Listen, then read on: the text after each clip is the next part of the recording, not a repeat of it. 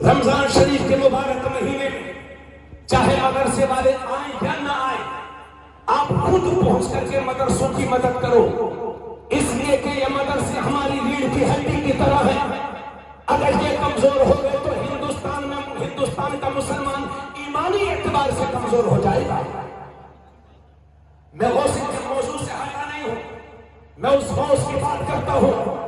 میرے غوث نے بغداد شریف میں 8 سال علم حاصل کیا، اور میرے غوث فرماتے ہیں کہ علم حاصل کرنے کے سلسلے میں جتنی پریشانیاں عبد القادر نے اٹھائی ہیں، اگر اتنی پریشانی کسی پہاڑ کے سینے پر بھی آ جاتی تو پہاڑ کا سینہ بھی پھٹ جاتا۔ 40 دن تک کبھی کبھی میرے غوث کے ایسے گزرے ہیں کہ کچھ کھانے کو نہیں ملتا تھا، مجبوری میں درختوں کے پتے کھا کھا کر کے میرے غوث گزر بسر کیا کرتے تھے۔ میں آپ سے اس لیے کہہ رہا ہوں کہ صرف 2 دیگ بریانی بنا کر کے فاتحہ کھلانا، لوگوں کو کھانا کھلانا صرف اسی طرح پیار بھی نہیں ہے، بلکہ غوث پاک کی پیاروی کے ساتھ ساتھ ان کی تعلیمات پر عمل کرنا ہی اصل پیار بھی ہے۔ کہیے سبحان اللہ۔ تو میرے بھائی ادھر دیکھیں، آپ پڑھائیں گے اپنے بچوں کو کہ نہیں؟ بولیے، پڑھائیں گے کہ نہیں پڑھائیں گے؟ آپ اسکولوں میں فیس نہیں بھر پاتے، بھیج دیجئے ہمارے مدد سے، انشاءاللہ بے پڑھا لکھائے گا بچہ عالم دین بنا کر آپ کے ہاتھوں کو سونپے گا انشاءاللہ۔ اپنے مدرسوں کے لیے دل کو بڑا کیجئے۔ کوئی کمنٹ کرے تو واضح لفظوں میں، صاف ستھرے لفظوں میں اس کو جواب بھی دیجئے، سمجھائیے بھی۔ اتنا کہنے کے بعد میرے غوث نے علم حاصل کر لیا، توجہ چاہوں گا، پڑھ لکھ گئے۔ پڑھ لکھنے کے بعد 25 سال تک بغداد شریف میں آپ تقریر نہیں فرماتے تھے، واز نہیں کرتے تھے، جنگلوں میں ٹہلتے رہتے تھے، اللہ اللہ کرتے رہتے تھے۔ غوث اعظم فرماتے ہیں کہ اس دور میں نہ لوگ مجھے پہچانتے تھے، نہ میں لوگوں کو پہچانتا تھا۔ سن لیجئے گا، عمر ہو گئی 51 سال، 51 سال کی عمر ہے۔ ایک دن سو رہے ہیں ہمارے غوث پاک، خواب میں میرے نبی تشریف لائے، کہے سبحان اللہ، خواب میں نبی تشریف لائے، فرمایا بیٹا عبد القادر تم تقریر کیوں نہیں کرتے ہو؟ یا رسول اللہ میں کیا تقریر کروں گا کہ عراق والے تو فصیح و بلیغ عربی بولتے ہیں، میں ان کے درمیان کیسے تقریر کر سکتا ہوں؟ اللہ کے نبی فرماتے بیٹا عبد القادر مایوس نہ ہو، منہ کو کھول۔ اور جب میرے غوث نے منہ کھولا تو اب میرا نبی اپنے لعابے دہن دے رہا ہے، روح شریف عطا فرما رہا ہے۔ ایک بار کہیے سبحان اللہ، 2 بار، 3 بار، 4 بار، 5 بار، 6 بار، 7 بار نبی نے لعاب دیا، 7 بار۔ وہ لعاب کہ مکے کے کسی خالی کنویں میں ایک بار ڈال دے تو ہمیشہ کے لیے اس کنویں کا پانی میٹھا ہو جائے۔ وہ لعاب کہ مولا علی کی ٹوٹی ہوئی آنکھوں پر ایک بار لگا دیا تو پھر زندگی میں دوبارہ آنکھوں کی کبھی تکلیف نہ ہو۔ وہی لعاب جس غوث کو 7 بار نوازا ہوگا، اس غوث کی زبان کا عالم کیا ہوگا؟ زور سے بولو۔ ہمیں یار پہلے ایسا نہیں ہوتا تھا، زور سے بولیے سبحان اللہ۔ آگے سنیے، بیدار ہوئے، اب کی بار مولا علی تشریف لائے، اب کی بار مولا علی تشریف لائے۔ کہا بیٹا حضور نے جو حکم فرمایا ہے اس کو پورا کیوں نہیں کرتے؟ بیٹا منہ کو کھول۔ اب حضرت علی اپنا لعاب دے رہے ہیں، 1 بار، 2 بار، 3 بار، 4 بار، 5 بار، 6 بار، بس نبی نے 7 بار، مولا علی نے 6 بار، تو حضرت علی عرض کرتے ہیں حضور نے تو 7 بار دیا۔ حضرت غوث اعظم عرض کرتے ہیں کہ حضور نے تو 7 بار دیا تھا، آپ نے 6 ہی بار کیوں؟ تو مولا علی فرماتے ہیں بیٹا وہ حضور ہے، میں ان کا امتی ہوں، وہ آقا ہے، میں ان کا خادم ہوں، وہ نبی ہے، میں ان کا امتی ہوں۔ بیٹا 7 بار میں نے اس لیے نہیں دیا کہیں عدم نبی برابری کا شمار نہ ہو جائے، مجھے کہنے کو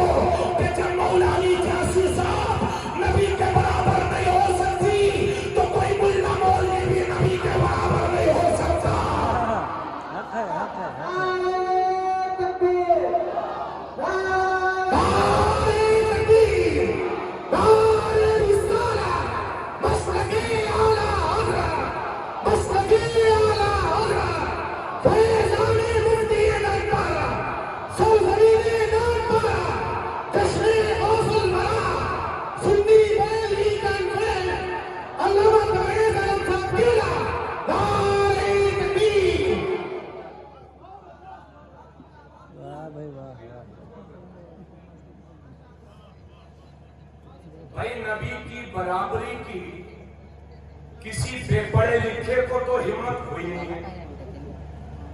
کچھ مولوی ہی ایسے ہیں جو کہتے ہیں کہ امتی عمل میں نبی سے نہیں بن سکتا. کہیے ماشاءاللہ. اس طرح کا مولوی بھی جہنم میں جائے گا اور اس کے ماننے والے بھی جہنم میں جائے گا. اس لیے کہ اتنی جسارت مولوی ہی کرتا ہے.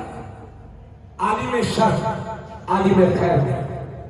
اور یہ مولویوں ہی نے مزاج بگاڑ کے رکھا ہے کہ اگر کسی عاشق غوث اعظم نے ادھر دیکھیں سال میں کچھ پیسے اکٹھے کر کے 11ویں شریف کر دی, کچھ لوگوں کو کھانا کھلا دیا, تو یہ کہتے ہیں یہ ناجائز و حرام ہے.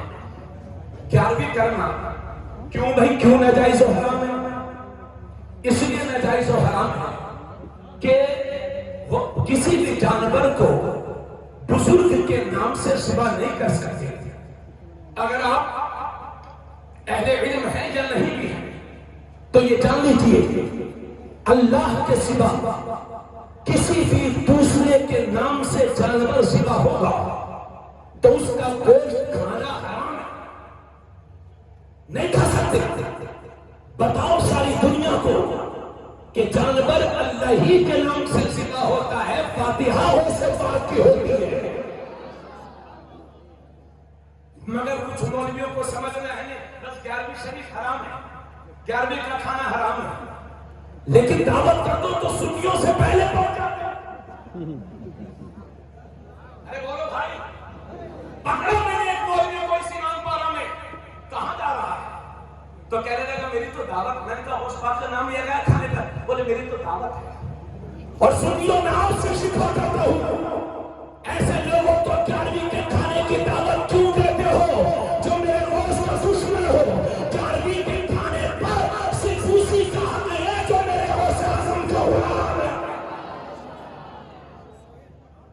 ہمارے بزرگوں نے کہا ہے کسی بھی کھانے فرما رہے کسی بھی کھانے کی دعوت اس شخص کو نہیں دی جا سکتی جو رسول اللہ صلی اللہ علیہ وسلم کی عظمت کا, ان کی رسالت کا یا ولیوں کی ولایت کا منکر ہو, یا علماء کا گستاخ ہو, یا اولیاء اللہ کا گستاخ ہو. ایسا کوئی بھی شخص کسی بھی طرح کے کھانے کا کوئی حق نہیں. بولو میں صحیح بول رہا ہوں کہ غلط بول رہا ہوں؟ ضروری نہیں ہے کہ 200 لوگوں کو کھانا کھلائیے. یہ 11ویں شریف کرنے کا معمول بنا لیجئے. بڑی برکتیں ہوتی ہیں صاحبوں, بہت برکتیں ہوتی ہیں. اور ماشاءاللہ میں سمجھتا ہوں اللہ نام پارا والوں کو اچھا رکھے, چاہے چھوٹی 11ویں ہو یا بڑی 11ویں, مگر مدرسے کے طلبہ کو ہمارے نام پارا والے ضرور یاد رکھے. اللہ تعالیٰ اس سلامت رکھے. ہمارے بزرگوں نے لکھا ہے کہ جس فاتحہ کے کھانے کو بددین یا بد مذہب کھا لیتا ہے اس کھانے کی برکتیں ختم ہو جاتی ہیں. اب آپ